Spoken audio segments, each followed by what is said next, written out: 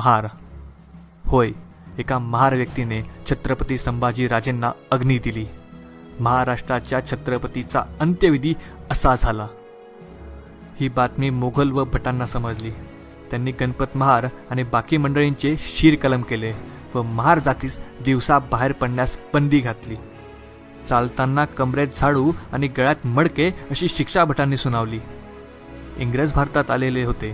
त्यांना पुण्यात शिरायचं होतं. पेशव्याविरुद्ध त्यांना यश मिळत नव्हते. हे सर्व एक तरुण पाहत होता. त्याचे नाव सिद्धटेक महार होते.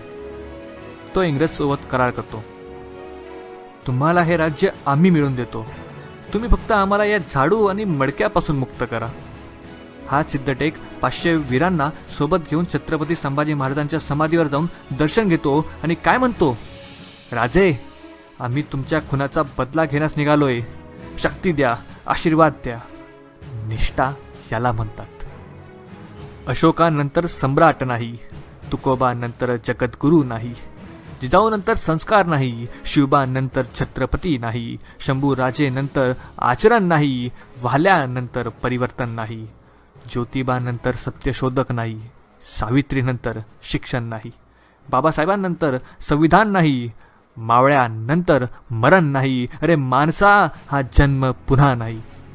अरे साधं छत्रपती शिवाजी महाराजांचं, छत्रपती संभाजी महाराजांचं नाव जरी घेतलं तरी अंगावर काठा उभा राहिल्याशिवाय राहत नाही, रक्त सळसळल्याशिवाय राहत नाही. आणि हा सिद्धटेक व त्याचे 500 वीर छत्रपती संभाजी महाराजांच्या समाधीचे दर्शन घेऊन लढायला जातो आणि 28,000 सैन्याला पराभूत करतो. अरे काय शौर्य त्या वीरांचे. जातीच्या नावावर आज आपण या तमाम महापुरुषांना वाटून घेतलं आहे. सम्राट अशोकाची जात धनगर, बाबासाहेबांची जात महार आणि महात्मा फुले माळी समाजाचे. अरे या महापुरुषांनी कधी आपापसात जातीभेद केला नाही.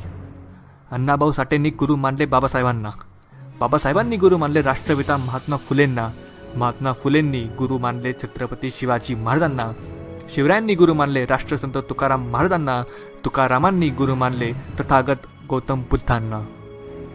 या महापुरुषांचं राजकारण करणाऱ्या राजकारण्यांनी या महापुरुषांना विशिष्ट धर्माच्या बेडीत अडकवले आहे.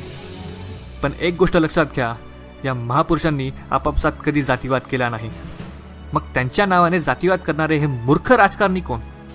माणसात धार्मिक तेढ निर्माण करणाऱ्या नेत्यांच्या भाषणाला बळी पडू नका.